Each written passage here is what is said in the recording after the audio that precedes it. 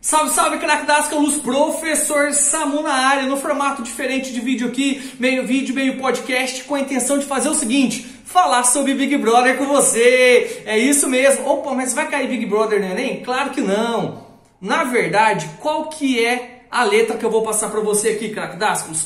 Minha intenção era fazer um vídeo sobre repertório sociocultural utilizando um filme chamado Rede de Ódio, lançado ano passado no Netflix, tá? Mas com o que tem acontecido no Big Brother, tudo que está sendo falado aí, não falado nas redes sociais, vou aproveitar o filme e também os recentes acontecimentos relacionados ao Big Brother para tratar de um tema muito importante para você nesse momento que você está se preparando para o Enem, que é discurso de ódio, um tema importantíssimo de atualidades e que reflete um pouco sobre como nós estamos vivendo na atualidade. Muito bem?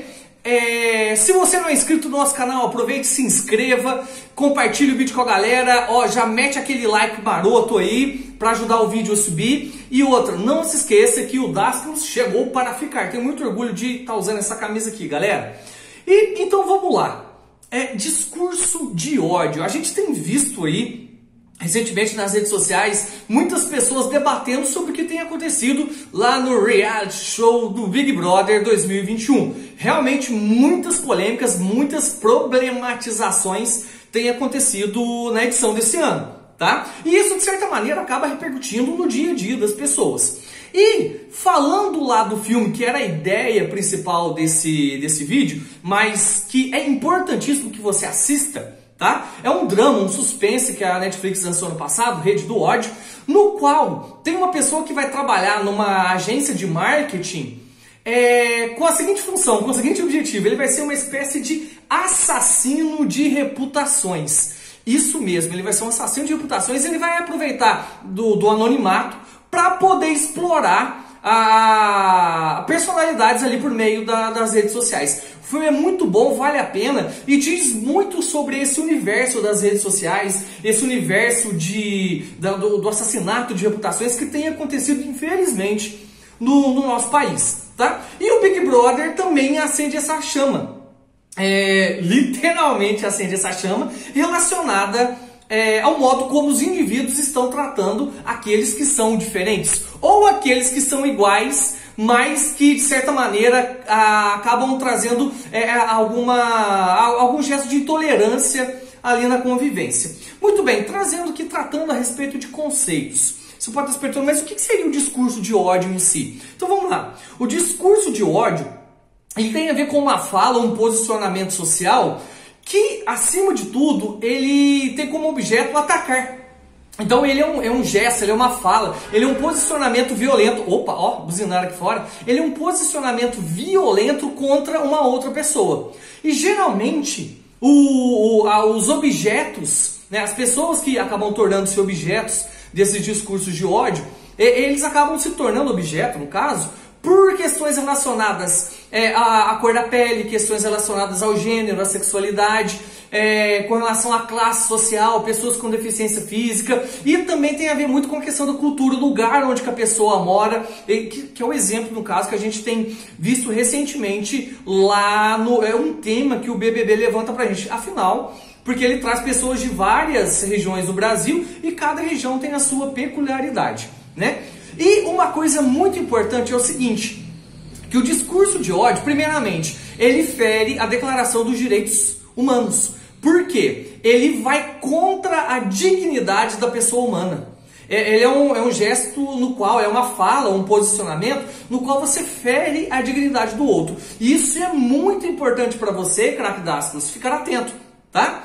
E muito mais do que ferir os direitos humanos, a nossa Constituição de 1998, lá no seu artigo 5º, estou pegando uma colinha aqui, ela vai falar que todos os cidadãos são iguais perante a lei, né? Então, a premissa de igualdade, no qual todos somos iguais, porém sempre tem aquela reflexão de que com um Brasil tão desigual, a equidade ela tem que ser mais valorizada do que a igualdade.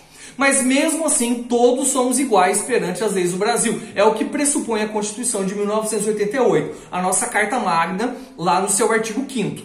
tá? E tem mais uma coisa curiosíssima aqui e que muitos não sabem, que o discurso de ódio, ele também pode ser imputado, ele pode também ser colocado como um crime, tá? Porque uma lei lá de 1989, logo em seguida ali do lançamento da Constituição, a Lei 7716, criminaliza os diferentes tipos de preconceito da nossa sociedade. E o discurso de ódio pode ser encaixado nessa lei. Então, o discurso de ódio, além de ser uma ofensa, uma violação da dignidade do outro, ele também pode ser caracterizado como um crime. Ele pode ser levado, então, a partir dessa lei, para a esfera criminal, certo? E eu toquei numa questão que é a respeito do preconceito. Então é importante também você, craque Dascas, você que está acompanhando aí o nosso canal, acompanhando esse vídeo, escutando esse áudio em casa, a diferença entre preconceito e discriminação. Tem uma diferença conceitual aí. Então vamos lá, qual é?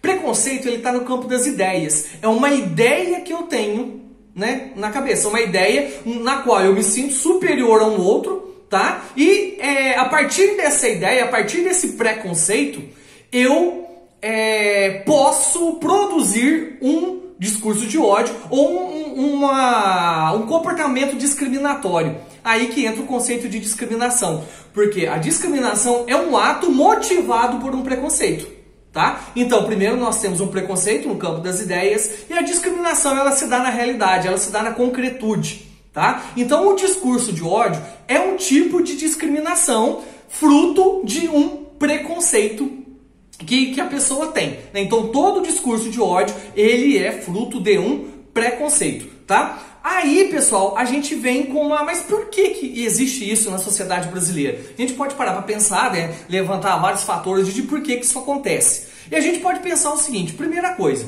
o discurso de ódio, meu querido craque Dascos, ele tem muito a ver com uma intolerância àquilo que é diferente, né? E no Brasil, curiosamente, nós somos um país miscigenado, um país misturado, né? Nós somos fruto das diferenças. Eu brasileiro, você brasileira, todos nós somos frutos de uma mistura, né? Nós somos um país miscigenado. Porém, mesmo assim, nós temos muitos casos por aí de preconceito e de gestos discriminatórios que revelam uma intolerância, com relação ao indiferente. E essa intolerância com relação ao diferente, ela pode vir porque esse diferente é diferente de mim no tom da pele, diferente de mim com relação politicamente ao modo como eu penso, ele é diferente de mim com relação ao lugar onde ele mora, a cultura que ele tem, a religião que ele tem. Então, viver em sociedade pressupõe conviver com o diferente. Que bom que nós não somos iguais. Viver em a socialização, ela pressupõe o convívio entre aqueles que não são iguais. Mas, professor, você acabou de falar que todos somos iguais perante a lei? Sim, todos somos iguais perante a lei. Porém, todos nós temos a nossa individualidade e, de certa maneira, até por questões geográficas, questões históricas, essas diferenças, elas acabam se constituindo também dentro do social. Mas por que o Brasil, mesmo sendo miscigenado, ele apresenta o tanto discurso de ódio que a gente vê por aí?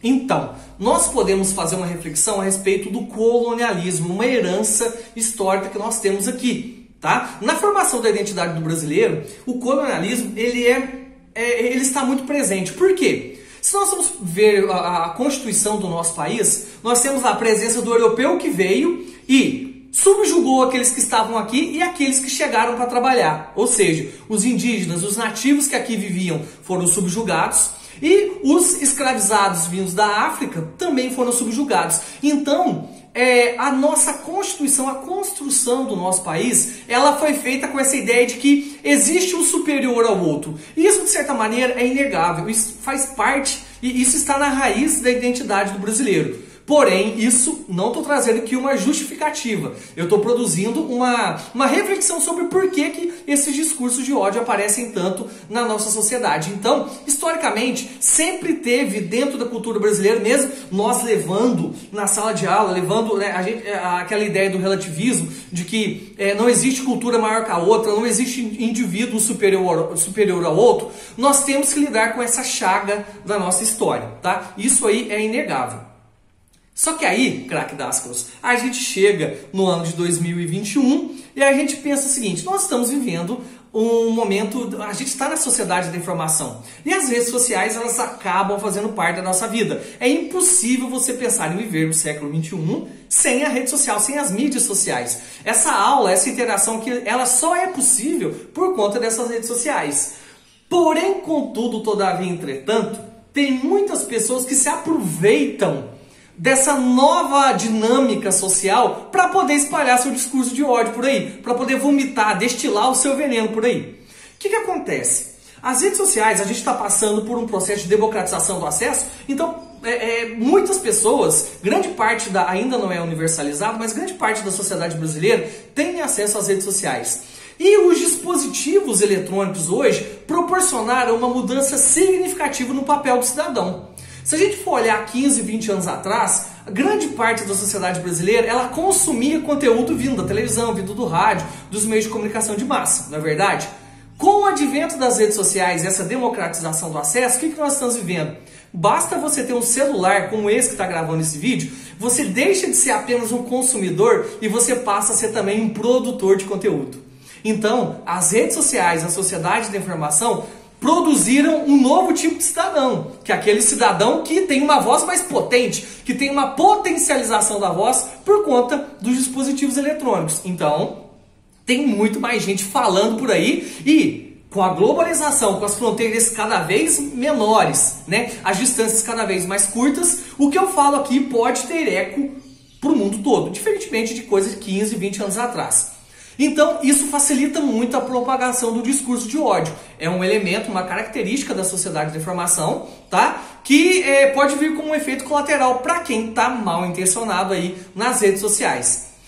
Só que tem um detalhe, as mídias, elas também possibilitam uma outra coisa, o anonimato.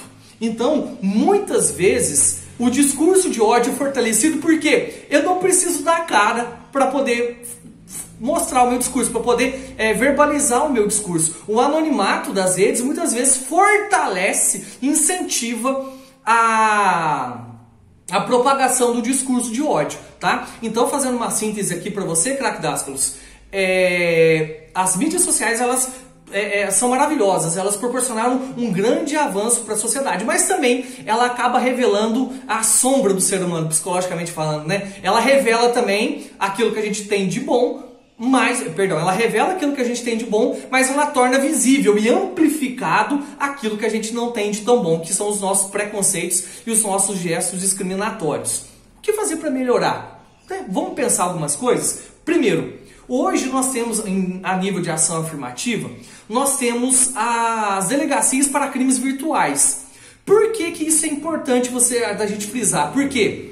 Se o discurso de ódio pode ser colocado como um crime, mas ele acontece no ambiente virtual. Aí que tá, craque Dascalos. A gente tem que pensar o seguinte: o ambiente, por mais que ele seja virtualizado, ele também é real. Então, ele acontece na realidade. E aquilo que acontece, se um crime ele acontece na realidade, mesmo sendo virtual, ele acontece. Então, existe hoje um dispositivo judiciário, tá? Que são as delegacias para crimes virtuais.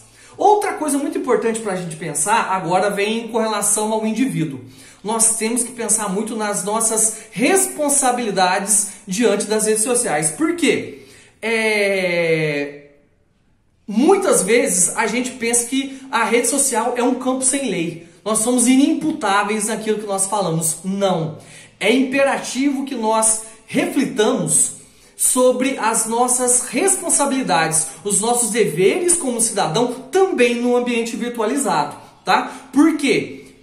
Muitas vezes nós achamos que por estar no ambiente virtualizado, lá não é passível de ser judicializado. Então a gente tem que pensar muito nisso aí. E essa questão do discurso de ódio, ela abre campo, inclusive, para outros vídeos que eu posso fazer aqui, caso você queira, anota nos seus comentários aí, vamos trocar ideias. A nossa intenção aqui do Dascalos é essa também. Pensa o seguinte, olha os termos aí da sociedade contemporânea: lacração, cancelamento, justiçamento social. Tudo isso são temas afins ao discurso de ódio, a temática do discurso de ódio. Então, craque Dascalos, se você está se preparando para o Enem e quer estar antenado para poder produzir melhor, para poder estar mais inteiro lá na hora da prova, você tem que anexar a questão do discurso de ódio ao seu repertório sociocultural. Espero que tenha ficado claro. Não ficou? Tem alguma dúvida? Coloque nos comentários que eu estarei aqui como camaleão do Dasclos com a maior alegria para poder ajudar você no seu processo de estudos, ok? Espero que tenha gostado desse formato também, mais intimista, mas o conteúdo é bom, o conteúdo é importante e fique com a gente, porque aqui nós temos a melhor estratégia. Até o próximo podcast, próximo vídeo, não sei. Até o próximo. Tchau, tchau.